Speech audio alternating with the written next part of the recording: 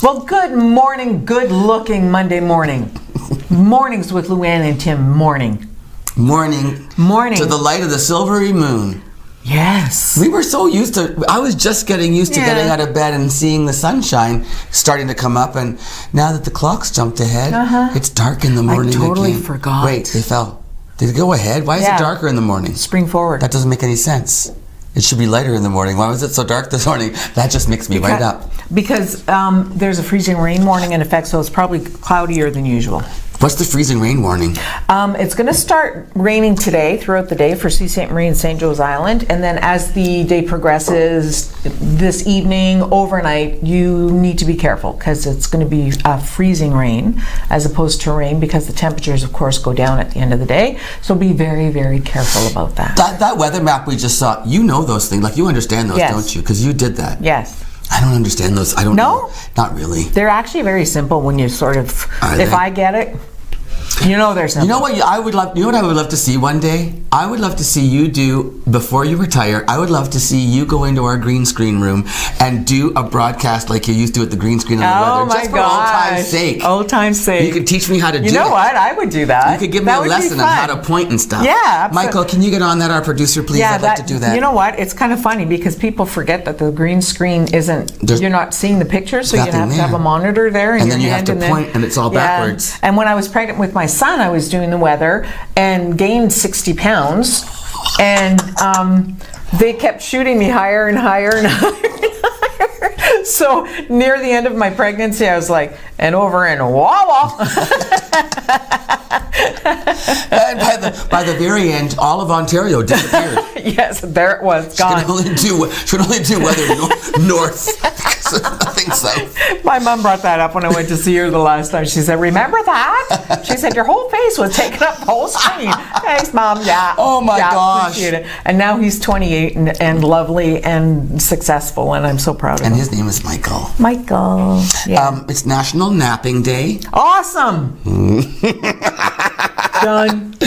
And it's also Panic Day. What? How can you do both? I think you panic and then you're so tired you need a nap. Oh, that's it. I don't know, but Panic Day means save it all up for the day and get all your panic out. I don't know, I would say. That's a weird thing. I would say on Panic Day, learn to deal with your panic.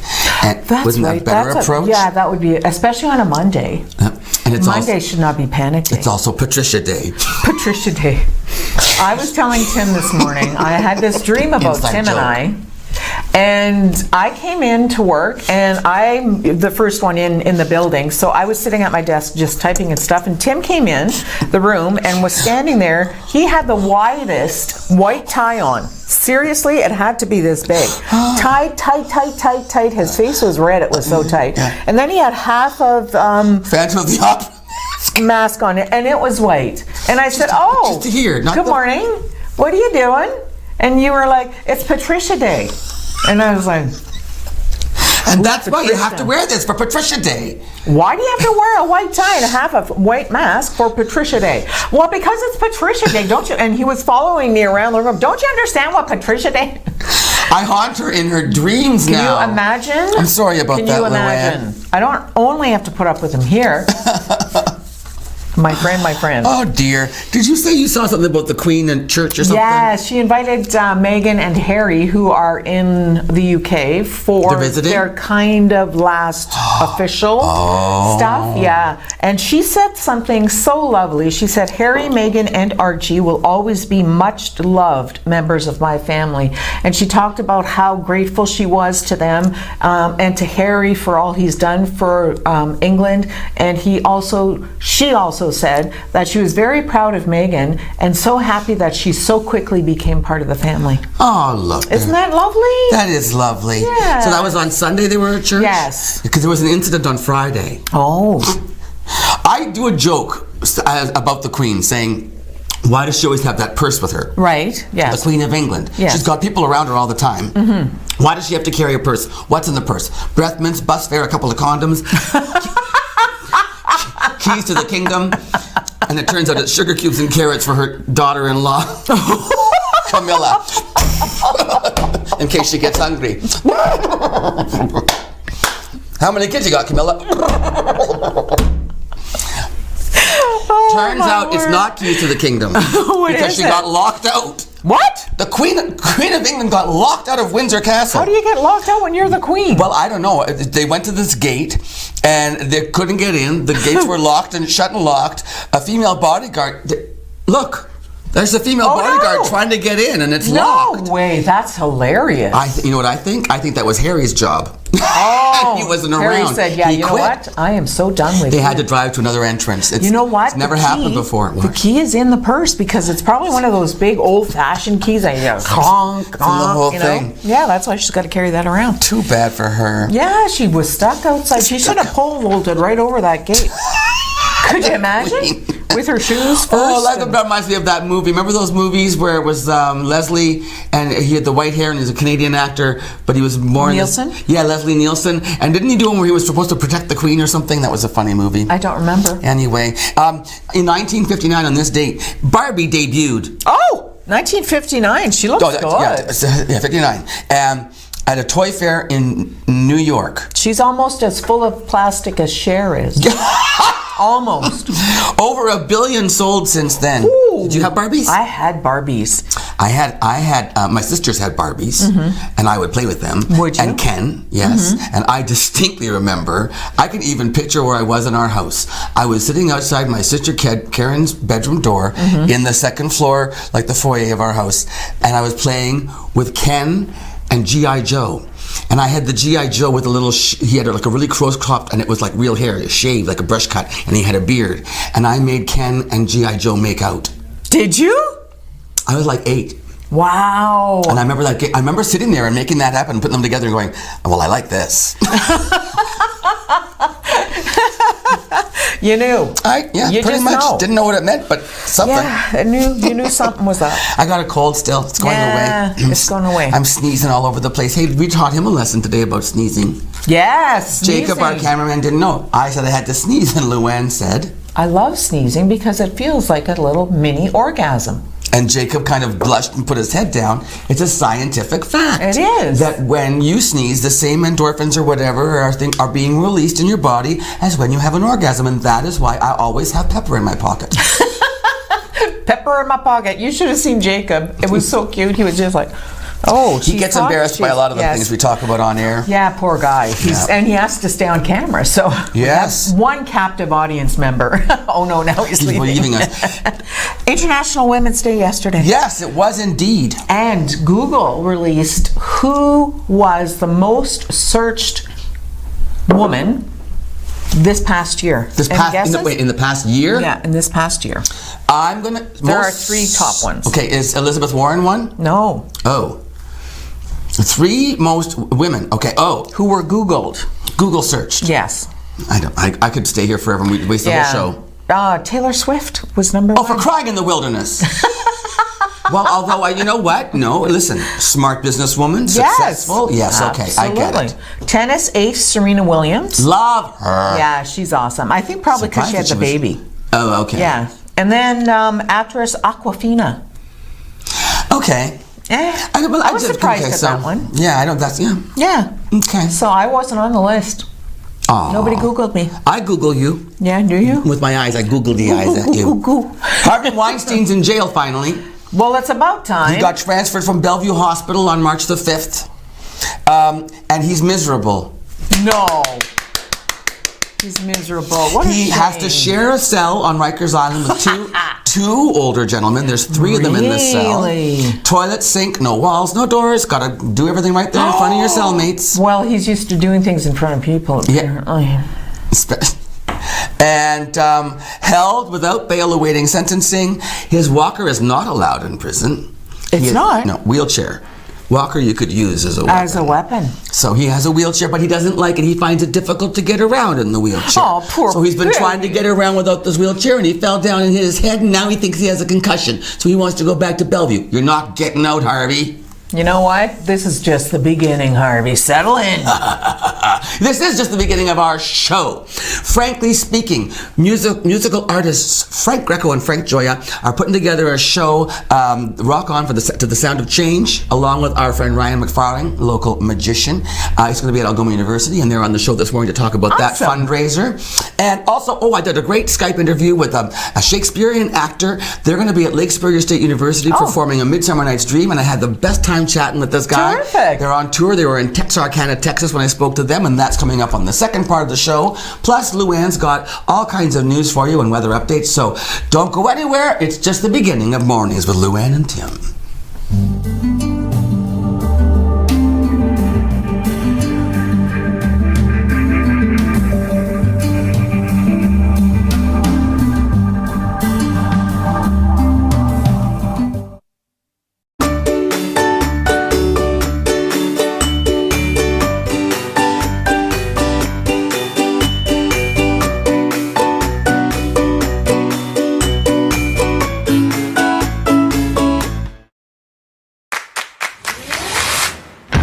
Home, lighting is just as important as style. With PowerView Motorization from Hunter Douglas, you can schedule your shades to light up the room, create privacy, or both, automatically. No hands required. So your shades will always be in the right place at the right time in style. And it's only from Hunter Douglas. Angelo, it's me, Vito. Imbecile, your brother. Listen, you bring 10 gallons of flat eggshell or white paint. This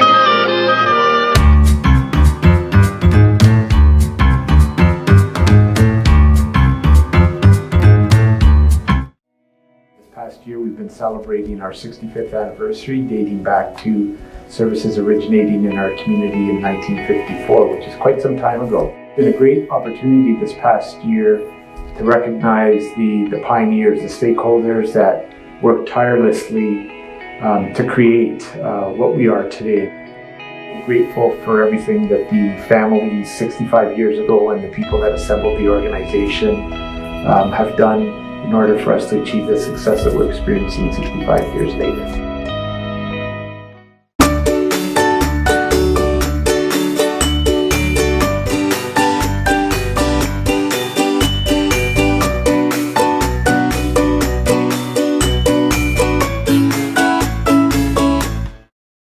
This is ONNtv.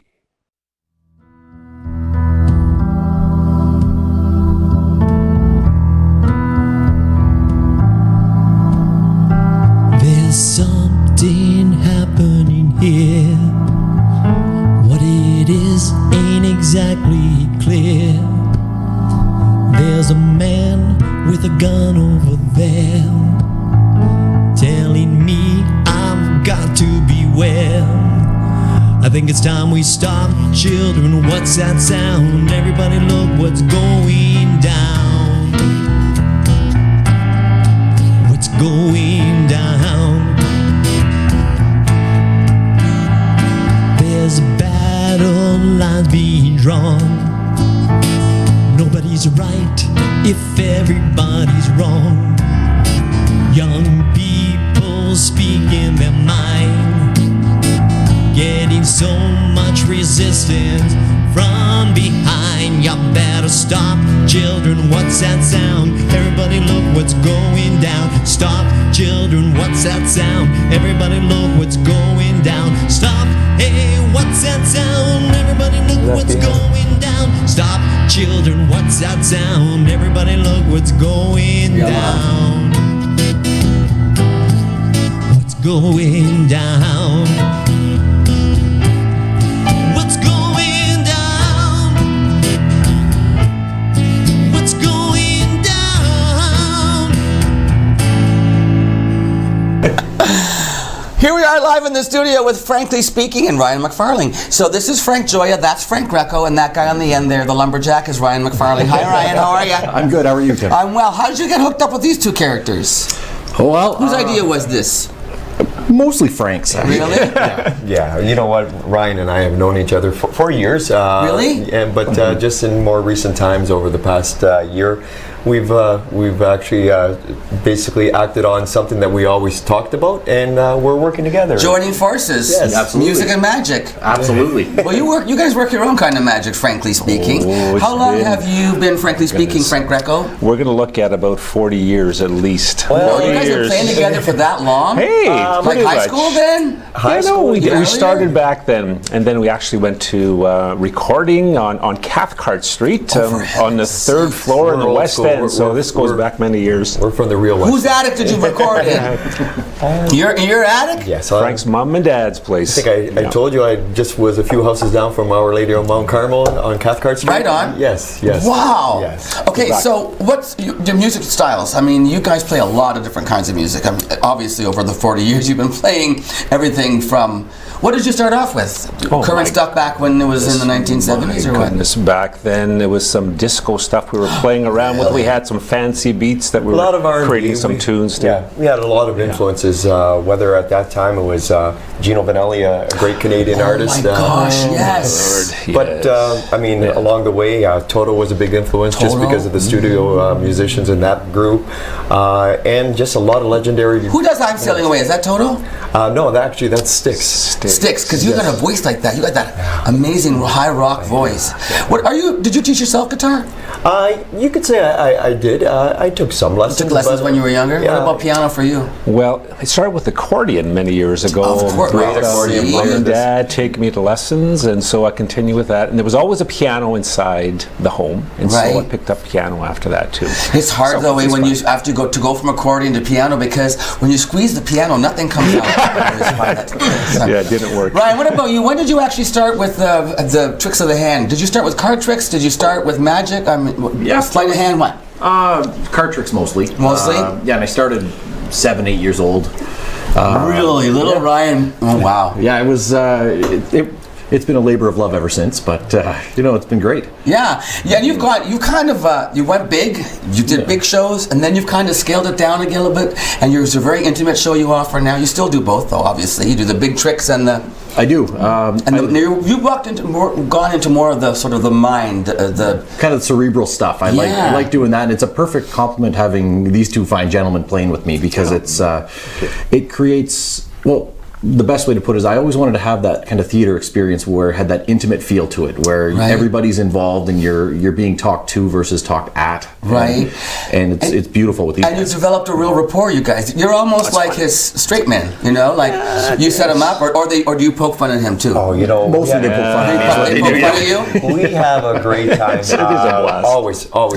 So now, we want to be clear that, Ryan, you guys have a show at the casino. Yes. At least once a month. Yep. I believe you have one coming up the end of March. Is that right? We do, the 27th, I believe. Okay. But this show that we're talking about is different from what you would see when we go to see the casino. This is a very, you're more of like a special guest for this one. And this is really more about the music and how music has helped create social change over the years. Absolutely. Can you tell us a little bit about that and what can we expect from the show and what messages you hope to bring? And who it's going to benefit this concert? Well, historically, no doubt about it, musicians have always been connected with and been at the forefront of change. Mm-hmm. And there are songs that we can take a look at over the last, say, 7 decades and connect that to something that was happening at the time. Mm-hmm. And so it's such an important message that we wanted to get out there. And Frank's done a lot of research around that too, and we put music to it. All right. And video. So can you give us an example of some of the songs of change? Well, basically, it encompasses a lot of the, we tribute many incredible artists. During the 60s, there were tremendous artists, especially in the movement of human rights. There was segregation, there was songs of protest, and songs of peace, right? Exactly. Crying out for peace. Exactly. And, some examples are great Canadian Neil Young. Beautiful. You heard that earlier track from Buffalo Springfield, his first band.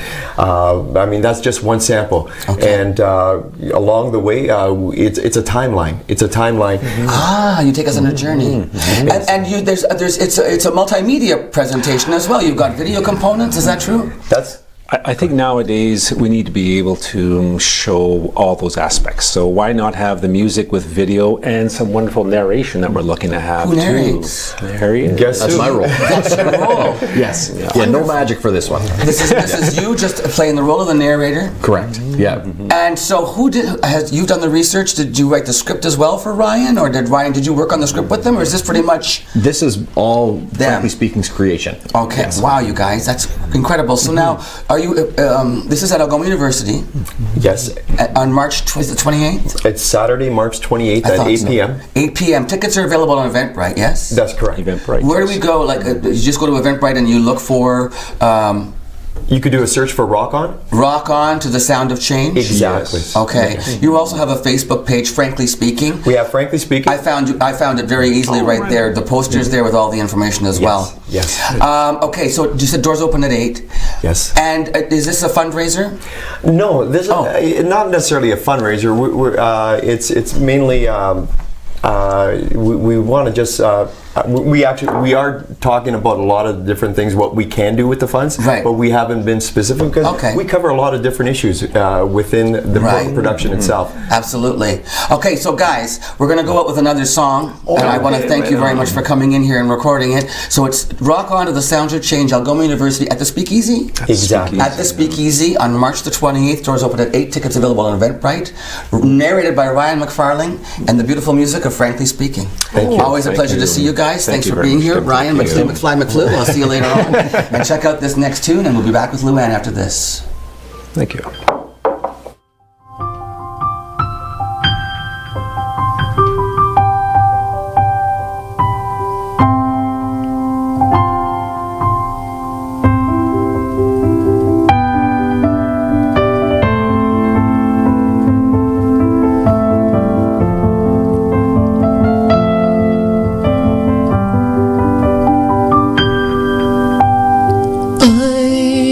I'm sailing away, set an open course for the Virgin Sea, 'cause I've got to be free to face a life that's ahead of me.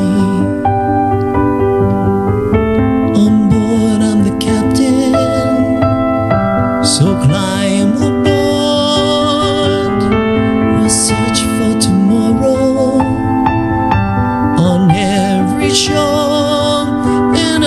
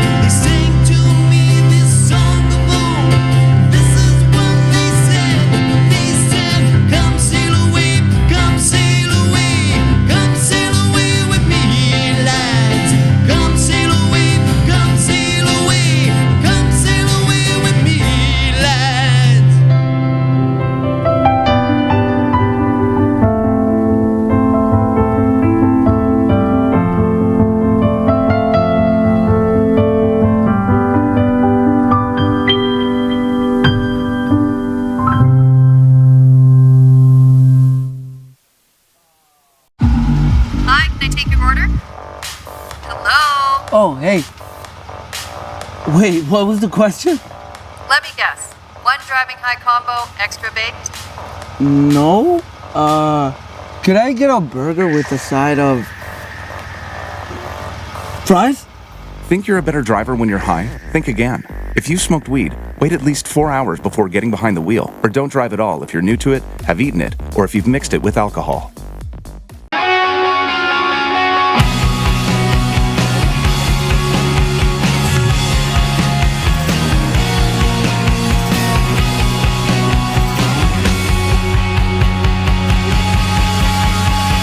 This is On TV. In your home, lighting is just as important as style. With PowerView Motorization from Hunter Douglas, you can schedule your shades to light up the room, create privacy, or both, automatically. No hands required. So your shades will always be in the right place at the right time in style. And it's only from Hunter Douglas.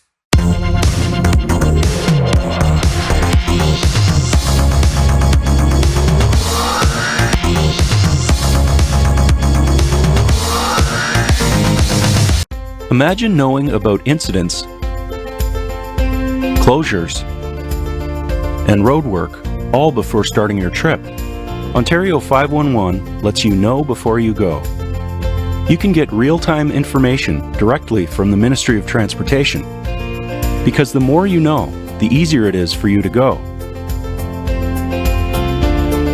And spend the time doing the things that matter most.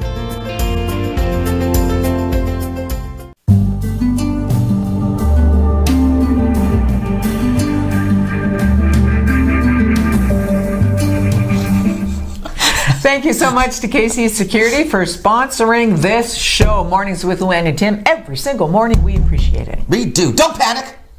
Even though it's panic day, don't panic. Okay. You might want to panic if you're Justin Bieber. Oh. Uh-oh. Why? Well, there's been a very muted response to his first album in 5 years. The album's called... Oh, really? Mm-hmm. He's not Yummy Yummy's not... Yummy Yummy's doing yucky yucky on the charts. Because it's poopy It came out big. Did it? Yeah, and then it's just kind of petered off. And I hate when that happens. As a matter of fact, his tour has been downgraded, Luann, from stadiums to arenas. Really? It's not selling. Tickets aren't selling. Justin Bieber. They've downgraded his concert. Oh, I hope it doesn't send him into a depression. Not again. He just came out of one. He just had such a challenge. He shouldn't be depressed. He's gorgeous. His wife is beautiful. They have a great life, and they've got money till they die. Right? Don't panic, Justin. It's okay. It's okay. Just take a breath. You need to do something a little more involved than yummy yummy, maybe. Celine Dion. Yes. Okay. She's kind of funny. I find her a little peculiar. I think she's very eccentric. She's eccentric. She was out and about in New York City recently, and I guess she started posing for some photos there. And when she poses, boy, does she ever pose. She does it up, doesn't she? She really thinks she's something. She does, yeah. She looks good and everything, but if you notice, see her body. Look at that. Yeah. This is just her on a New York street. See her bodyguard? Yeah. He's with her in all those shots. I was thinking, she can't even go shopping without bodyguards and stuff. She looks great. She does. How does she get her hair that long and blonde so fast? I think it's fake. I think it must be fake too, because I saw her recently and she had a short bob, perfectly straight to there. Yeah. And then another picture in New York, her hair is like sandy blonde and pulled. Yeah. Anyway. But you know what? You can change your hair so quickly nowadays. Put in a couple of extensions. Exactly. And, But I was just thinking, what's it like to just go shopping in New York City and you got to have bodyguards with you? That's got to be weird. Okay, guys, I got to go pee. Right? Oh no! Now we're saying the same things. I know. Nicole Kidman is back. What about her? Where'd she go? I didn't know she went anywhere. She's doing another HBO miniseries. Oh! Yes, and she's doing it with Hugh Grant, and it's called The Undoing. It sounds really awesome. Do you have a plot? About a therapist. She's a therapist, and something dramatic happens in her life. a murder is involved. I don't want to give the whole story away. And she has to rearrange her whole life. It's called The Undoing. And she looks phenomenal in it. Whoa, The Undoing. Yeah. The Undoing. She's such I got a HBO. I'll have to watch. Is it out now or no? Do we know in May. In May. Okay, I'll watch for that. Yeah. I've also heard. Did I talk to you about The Invisible Man already? No. Okay, so Elizabeth Moss. You know, she's the blonde lady from *Handmaid's Tale*. She's a great actress. Oh, yes.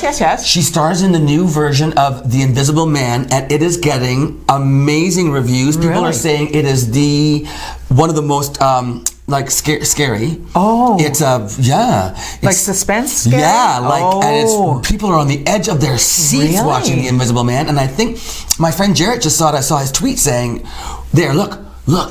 I think it might, I'm not sure. I think it must be in Sault Ste. Marie because Jarrett went to see it. So I want to check it out. I love and to see scary movies in a big theater, right? Especially if it's a good one. You got to keep your feet up though, because the monsters come right under the chairs and grab your feet and then pull you out under. You must have been a terrifying mother, Luann. Good night, little Michael. The monsters will come and drag you under the bed now. Know what I would do for my children? Michael and Sarah and Caitlin, I would go and check under their beds to make sure there was no monsters. And I said, Mom's the boss. I don't allow monsters. Yeah. I used to make sure they left my closet door open. Oh, really? Yeah, because I didn't want to get stuck in there again. Ladies and gentlemen, the news is next. Please stay with us on Mornings with Luann and Tim.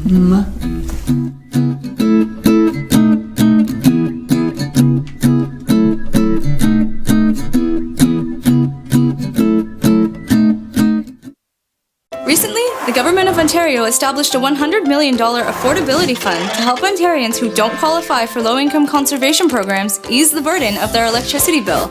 Whether you rent or own your home, as long as you pay your electric bill, you could qualify. There are 3 levels of support available. The first is a home energy kit with upgrades like smart power bars and LED light bulbs. The second includes Energy Star appliances that help keep things cool during the hot summer months. The third is for electrically heated homes so that your power bills don't break the bank during those long Canadian winters. Plus, all upgrades, including installation, are completely free of charge. Visit affordabilityfund.org or call 1-855-494-FUND to find out if you qualify.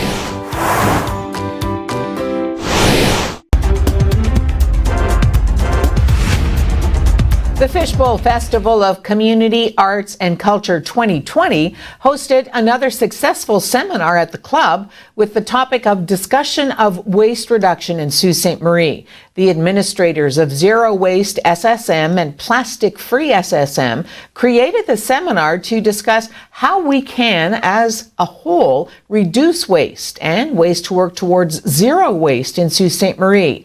During the discussion, local Saultites and individuals new to the community stressed the need for improved waste reduction in the city. Many of the individuals in the discussion expressed challenges in their own waste reduction in the city. Well, this event itself was just, I've been helping out a little bit with Fishbowl Fest, and I really wanted to do something. And since I moved here about a year and a half ago with my family, I've been finding it challenging to reduce my waste in the Sioux. Recycling is pretty minimal, as we've learned in this session. There's no municipal composting, and there's a bulk barn, but there's not a lot of other alternative places to purchase things in bulk. And coming from Vancouver and the West Coast, there's a lot of that springing up there, and I've been around for a while there, and I just wanted to know what other people are doing, really. I know I don't feel alone in my distress for the climate, but it's, I know there's people out here that are doing good work, so I just kind of wanted to bring a group together and have a chat, yeah. How do you think today's little chat went? I think it went really well. I think we could have talked for like 3 more hours easily. And I think it's just, sometimes it's heartening just to not vent, but just to know you're not alone in sort of your concern, and you're not the weird one worrying about the planet and our footprint. So I think it went really well. I think there were some tips shared. I definitely learned things, and I consider myself sort of well informed about this sort of realm in general. So I'm hoping that it just connects people a bit more, and we've got email addresses, so at least there is some small mailing list, plus we've already got groups in the city, so I think it just kind of boosted everyone up a little bit. That's really amazing. Is there anything you'd like to say for those newbie composters out there and people who are really going to be conscious about plastic? Is there anything you'd like to say? Oh gosh, try not to get overwhelmed. It's really easy to start thinking about, for me, for example, my newest thing I think about a lot is palm oil. It's horrible for the rainforest. It's causing major rainforest deforestation in favor of monocultures. And it's in everything. You know, my son asked me to buy a certain kind of cookie the other day, and I said no, because there's palm oil in everything. So when I think about that, I get really overwhelmed, and then I just think, okay, there's things I'm not going to buy, and then what are the little things to start that I can do? If it's bringing your own bag, if it's refilling a container where you can refill a container, if it's even planting a small garden if you have the ability to, or, you know, refusing to buy something because it comes in a certain packaging. On Saturday at the Station Mall, the community had the chance to see firsthand the exciting world of engineering in honor of National Engineer Month. Children had the chance to participate in one of the many interactive stations, from creating buttons, building marshmallow towers, a math challenge, coloring contest, bridge contest, and even the chance to see 3D printing. There was something for everyone to enjoy. The purpose of National Engineering Month is to really bring awareness to today's youth on, you know, the potential career paths in engineering as well as the skilled trades. It's a great opportunity for students to test out kind of some of their interests with hands-on examples and learn a little bit more about engineering. The best thing about the event we do here today in the mall is that it's essentially for all grades. We have a coloring contest for junior kindergarten up to grade 4, and the math contest from grade 4 all the way up to grade 12. So essentially anybody from school age up until graduating high school has something for them to do today and something for them to see. In your line of work, have you seen engineering expand at all in the past few years? Has it varied a lot? Engineering has expanded. There is, right now, the biggest problem the industry has, and this is both engineering and the skilled trades, is that there's not enough people. So there's more jobs than there are people to fill those jobs. So as much as we're trying to expand, it's sometimes set a little bit behind because we can't find necessary forces to do it. But yeah, for sure, it's definitely an emerging industry. There's a lot of new industries, so a lot of the robotics, a lot of students are going into biomedical, so they're finding kind of little niche areas of engineering, you know, aside from the standard electrical, mechanical, civil. So we see a lot more applications come through for scholarships and, you know, things like that, especially even at the college level. The program's been really expanding over the last couple of years. Is there anything else that you'd like to include for those young students interested in a job in engineering? I think it really falls back onto us as either educators or companies in the community to be out there providing kind of hands-on demos with the students. We're in a time where, you know, you have Google, and if you don't know what you want to do for a living and you start searching stuff, you know, there's a lot of different possibilities. And as, you know, an engineering profession, if we're not going to be out there providing, you know, hands-on learning opportunities to the students, there's a good chance they're going to go somewhere else. So it's kind of mutual. We're hoping the students take an interest, but at the same time we find responsibility on us to, you know, have events like this and have hands-on fun activities for them to do, and maybe, you know, spark something that says, hey, I like to do this, maybe I'll continue to pursue it. 6 games, 3 points back. Each passing game is becoming increasingly more important than the last for the Greyhounds. While a 7-3 win on Friday in Sudbury is huge, the team needed 2 points Saturday night as Shane Wright's Kingston Frontenacs visited town for their lone stop of the season. The Hounds managed to pull out the 5-3 win as Zach Trott posted 2 goals to lead the Hounds to victory. This week could be a key one in the ongoing and contentious contract talks between Ontario teachers and the government. Education Minister Stephen Lecce has said the ball is now in the union's courts after he made concessions on 2 major issues. He offered to increase average high school class sizes from 22 last year to 23 next year instead of the government's original target of 28, and allow an opt-out for e-learning courses the Tories previously said would be mandatory. Two unions representing high school teachers and educators in the French system have now suspended strikes for the next few weeks, though the high school teachers say their move is because of March break. There may be signs of progress in negotiations with the Ontario English Catholic Teachers Association, as they were at the bargaining table with the government for 3 days last week and are set to resume talks today. But the Elementary Teachers Federation of Ontario says it will announce its next phase of strike action today.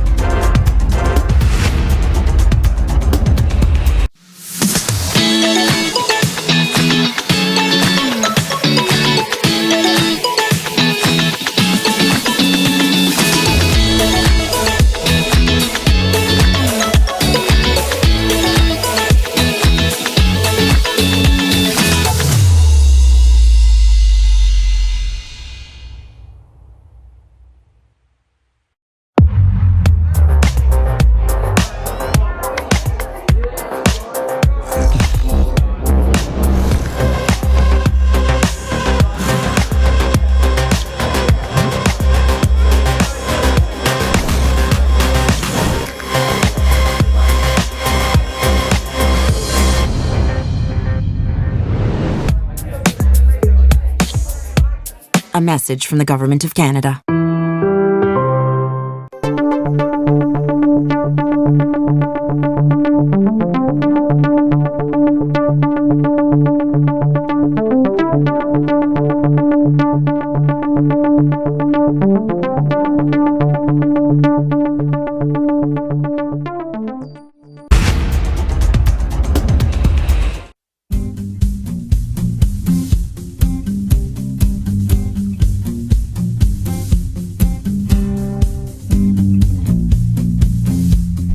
So we all know, of course, by now that Katy Perry is pregnant. She announced it last night on Idol.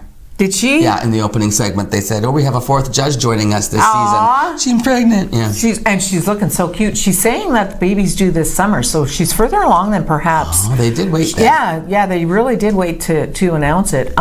She was in Australia over the weekend at a sporting event, and so she's wearing a flag. Is her, and she's showing off her baby bump wherever she goes. And she said while she was in Australia, she's hoping it's a girl. Oh, really? Yes. So we'll have to wait and see, I suppose, unless she knows, and that was just a hint. It was kind of funny on Idol last night because they had this one surfer dude from California come in. He didn't know who any of them were. He didn't know. He thought Luke Bryan was Justin Timberlake.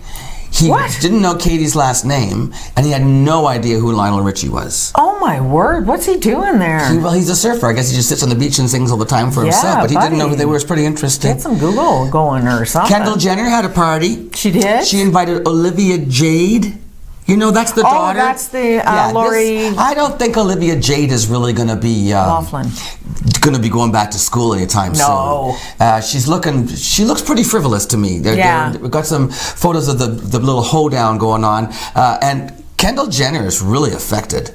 Is she? She there's a picture of her putting her lipstick on, and she's just all posy. I don't know. I wasn't impressed. That's their whole life. They're used to cameras, look right? at who puts lipstick on like that. Right? That's Kendall Jenner at the hoedown. And I'm just saying, you know what? That's what you call it when she falls on the ground. Hoedown!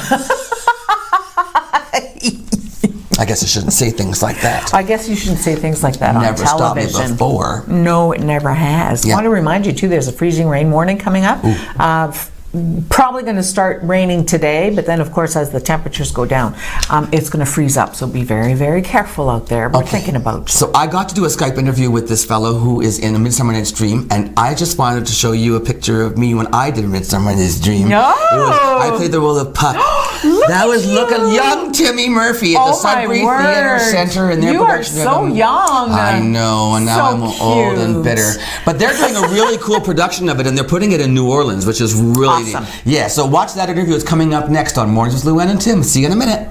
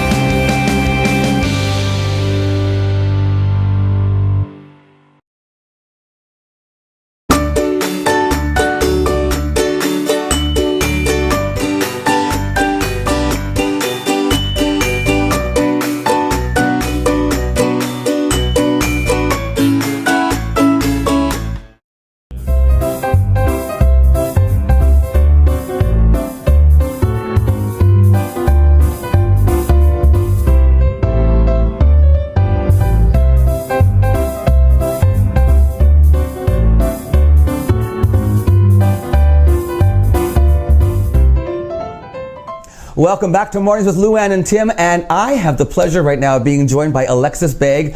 Alexis is currently in Texarkana, Texas, on tour with the American Shakespeare Center's production of A Midsummer Night's Dream, which is coming right up here to Lake Superior State University's Arts Center, Wednesday, March the 18th. Welcome to the show, Alexis. Nice to have you with us. It's a pleasure to be here. So you and I have been chatting before we go onto the camera. I am so interested in this production. I mentioned to you that I was fortunate enough to have done a production of A Midsummer Night's Dream years ago when I was still a young performer. I played Puck, and I loved this show. It's one of my favorite memories. But the way what are you going to play the next time that you're on stage doing A Midsummer Night's Dream? Who would I play next? Yeah, because you've already played Puck. What are you going to play next? Well, I'm too small for Oberon, so I guess I probably have to go for the ass. Oh, I'd love to see you play the ass. Bottom, yeah. So listen, you started off at university, is that right? Is that where you started your training as an actor? At the University of Utah's actor training program. Is that a 4-year program? It is. All right, and your knowledge of Shakespeare is obvious in speaking with you, and I asked you, did you actually specialize in Shakespeare or something at the University of Utah, did you say? Yeah, we don't specialize solely on Shakespeare. It's a classical training program. So we studied all sorts of playwrights, from the Greeks to 21st century playwrights. We spent about 1 year looking at classical playwrights like Shakespeare. I understand. And then, did you, you've had experience working with other Shakespearean companies in the U.S., correct? Yes, in addition to American Shakespeare Center, I've worked at Utah Shakespeare Festival and Southwest Shakespeare Company. Now, I think it's pretty unique with the American Shakespeare Center that there's all these different Shakespeare festivals, Shakespeare companies across the U.S., and here, under one roof, you get all of these different artists who perform with all these different companies and different festivals at the same time. Yes. It must be so exciting, and there must be so much a wealth of experience and knowledge to share. Is that true? Absolutely. It's part of why I wanted to come to American Shakespeare Center, because we have so many people who know a great deal more than I do, and I've benefited a lot from their knowledge since I started working for the company in June. Now, you just mentioned you started in June. You're one of the newest members to the company. There are members, it's been around for close to 30 years, is that right? Since 1988. Wow, that's over 30 years. Well, give me a little bit of background, if you don't mind, on the American Shakespeare Center itself. In 1988, Dr. Ralph Allen Cohen, who was teaching at James Madison University in Virginia, and his student Jim Warren decided that they wanted to found a classical company.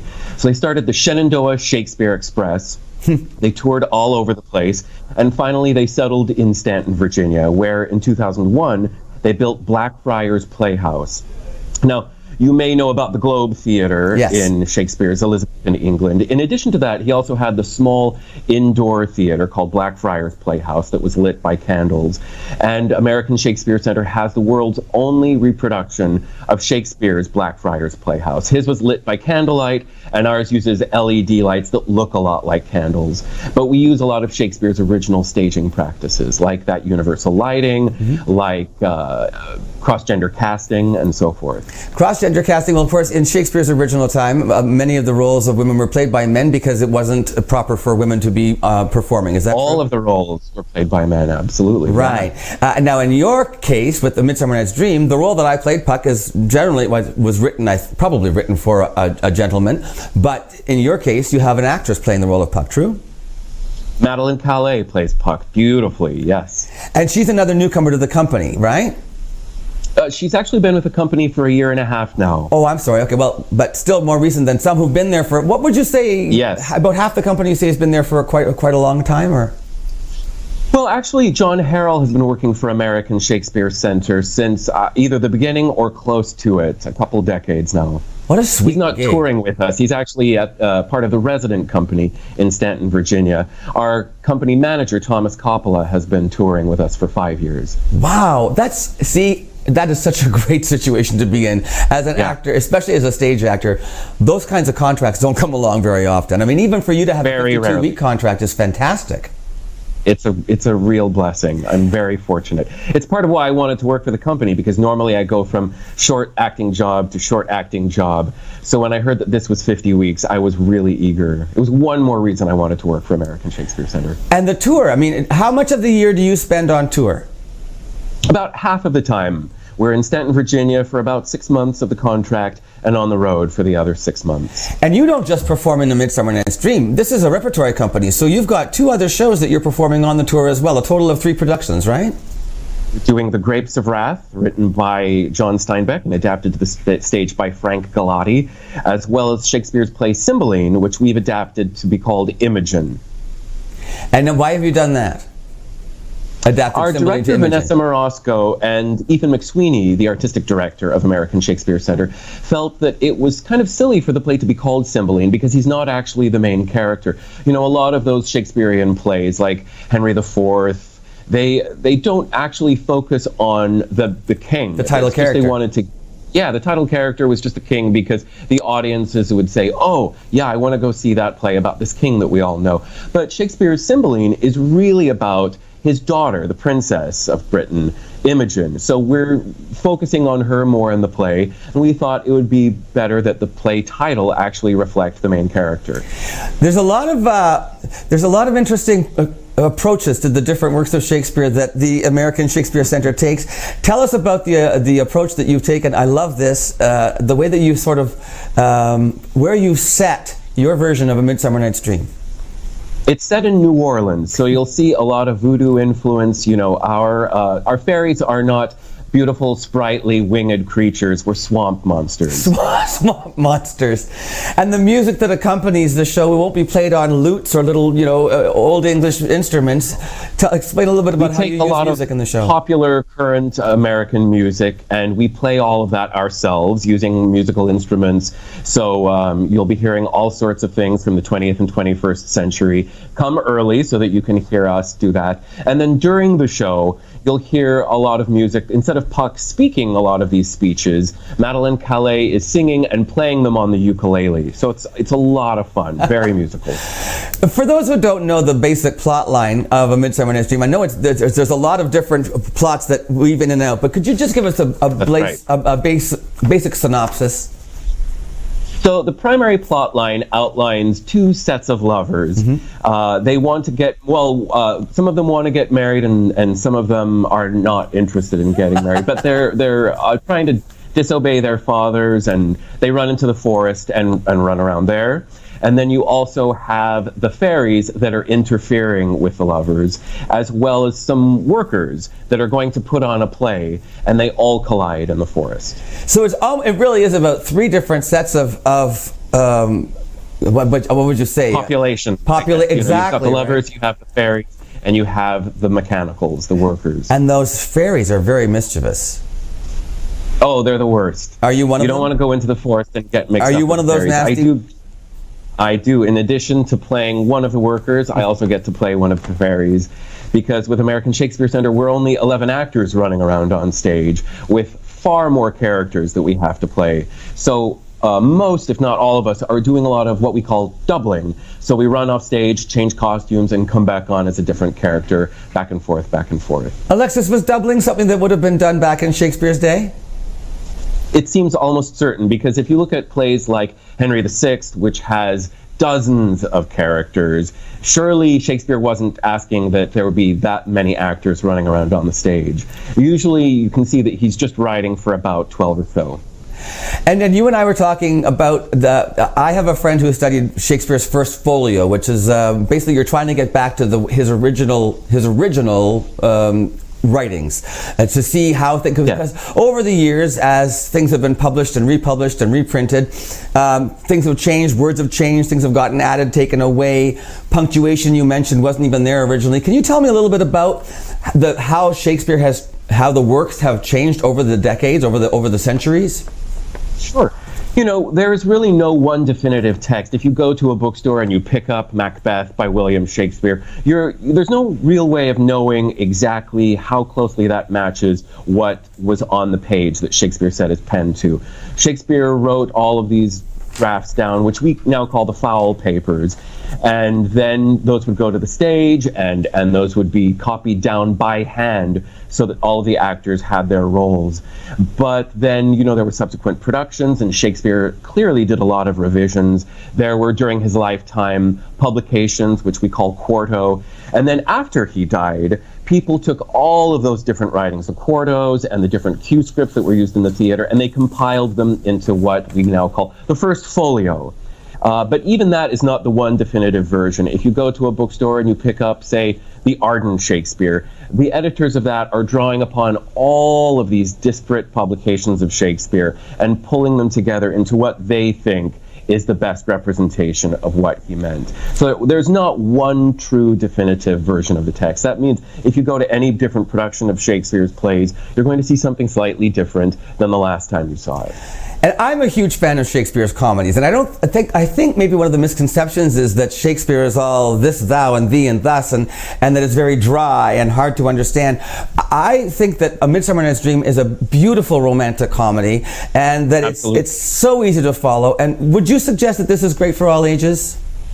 Absolutely. You know, Shakespeare is really boring and dry and dusty when it's just sitting on the page. You really need actors to bring it to life.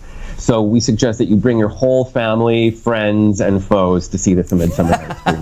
And it does also sound like this is a very user-friendly version with being set in the swamps of New Orleans. I think that's a great concept. I'm sure it's going to be a lot of fun. Once again, the tickets are available.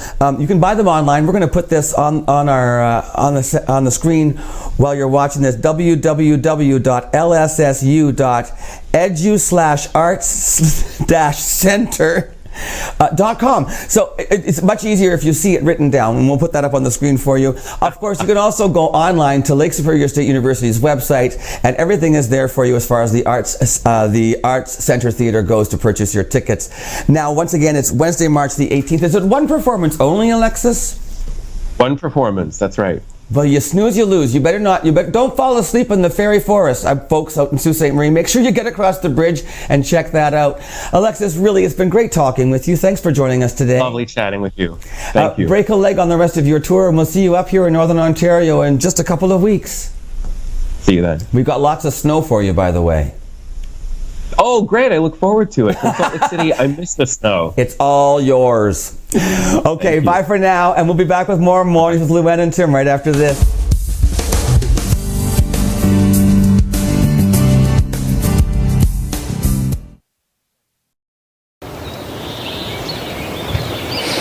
It's hunting season, so this is probably pretty stupid, right? Actually, hunting accidents kill somewhere around 2 people a year in Ontario. Smoking kills 16,000 a year. So, what's really stupid?